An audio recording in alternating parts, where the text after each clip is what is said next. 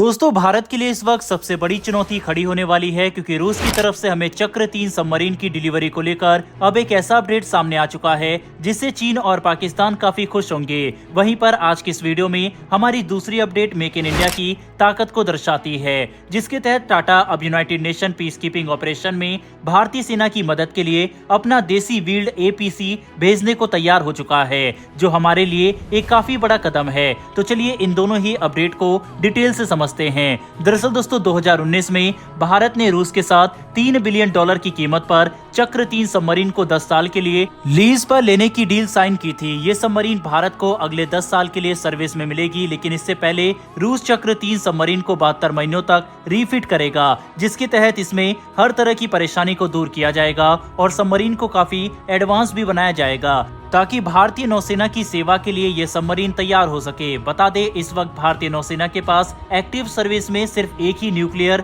Submarine मौजूद है, वह है हमारा अपना स्वदेशी अरिहंत सबमरीन। इसके अलावा INS अरिगढ़ हमने लॉन्च किया था, वह भी 2025 तक ही आधिकारिक तौर पर सेवा में शामिल हो सकेगा। अरिहंत क्लास की पनडुब्बी भारत ने स्वदेशी रूप से विकसित की है और इन पनडुब्बी का वजन 6000 टन का होता है। अरिहंत क्लास की सबमरीन एक बार में 12 K-15 सागरिका मिसाइल या फिर 4 K-4 बैलिस्टिक मिसाइल ले जाने में सक्षम है। इसमें K-15 मिसाइल की मारक क्षमता 750 किलोमीटर और K-4 की 3500 किलोमीटर तक की है। आपको ये बात जानकर हैरानी होगी कि चक्र-2 सबमरीन जो हमने रूस से 2011 में लीज पर ली थी, वह अब रूस को वापस कर दी गई है, जिसका मतलब यह है कि हमारे पास अभी सर्विस में सिर्फ एक स्वदेशी न्यूक्लियर सबमरीन ही मौजूद है। ऐसे में अगर चक्र-3 की डिलीवरी देर होती है तो ये हमारे लिए काफी बड़ी परेशानी होगी, और ऐसा हो भी चुका है। मतलब कि लेटेस्ट अपडेट के मुताबिक भारत को अब चक्र-3 सबमरीन की डिलीवरी और भी ज्यादा लेट हो सकती है। जब हमारे विदेश मंत्री डॉक्टर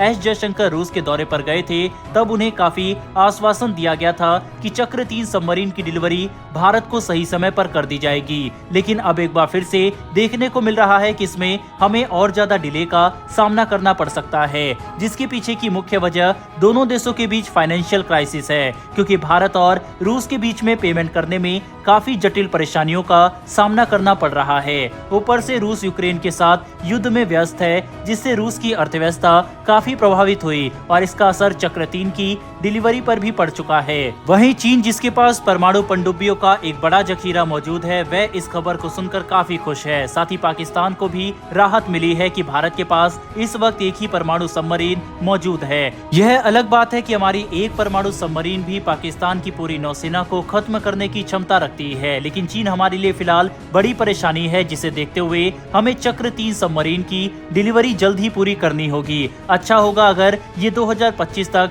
हमें डिलीवर कर दी जाए। बता दें कि इस वक्त भारतीय नौसेना के पास कुल मिलाकर 16 पनडुब्बियां मौजूद है, जिसमें 15 diesel electric conventional attack submarine और एक न्यूक्लियर सबमरीन मौजूद है। लेकिन अगर हमें हिंद महासागर के रीजन में डोमिनेंस को बनाए रखना है तो इसके लिए भारत के पास अतिरिक्त न्यूक्लियर सबमरीन होनी चाहिए। एक्सपर्ट का मानना है कि भारतीय नौसेना को 4 से लेकर 6 परमाणु सबमरीन ऑपरेट करना चाहिए और 16 से लेकर 20 डीजल इलेक्ट्रिक कन्वेंशनल सबमरीन होने चाहिए, जो सबसे एडवांस और मॉडर्न स्टैंडर्ड के हो। तभी हम चीन को हिंद महासागर में आने से रोक सकेंगे।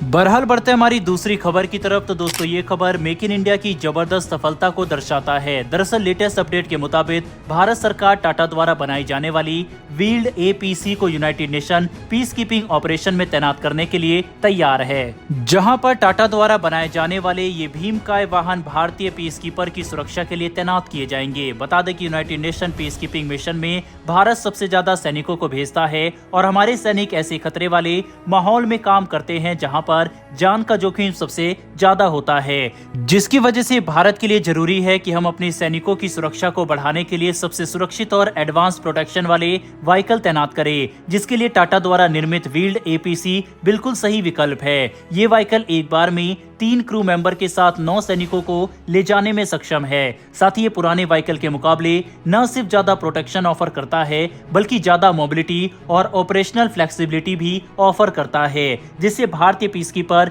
ज्यादा गुणवत्ता के साथ अपनी ड्यूटी निभा सकते हैं। कुल मिलाकर समझने की कोशिश करें तो ये मेक इन इंडिया की काफी बड़ी सफलता है कि भारत से हजारों किलोमीटर दूर दूसरे देशों में भी हमारे सैनिकों की सुरक्षा के लिए एक भारतीय आर्मर्ड व्हीकल ही तैयार किया जाएगा, जो कि सभी दूसरे देशों के व्हीकल के मुकाबले कहीं पर भी कम नहीं है। बहरहाल दोस्तों, इस वीडियो में इतना ही। दोनों ही खबरों के ऊपर आपकी क्या राय है, कमेंट बॉक्स में लिखकर जरूर बताइएगा। साथ ही अगर आपको डिफेंस से जुड़ी ऐसी वीडियो पसंद है तो हमारे चैनल को सब्सक्राइब कर बेल नोटिफिकेशन अवश्य दबा लें। फिर मिलेंगे ऐसी एक नई वीडियो के साथ। धन्यवाद।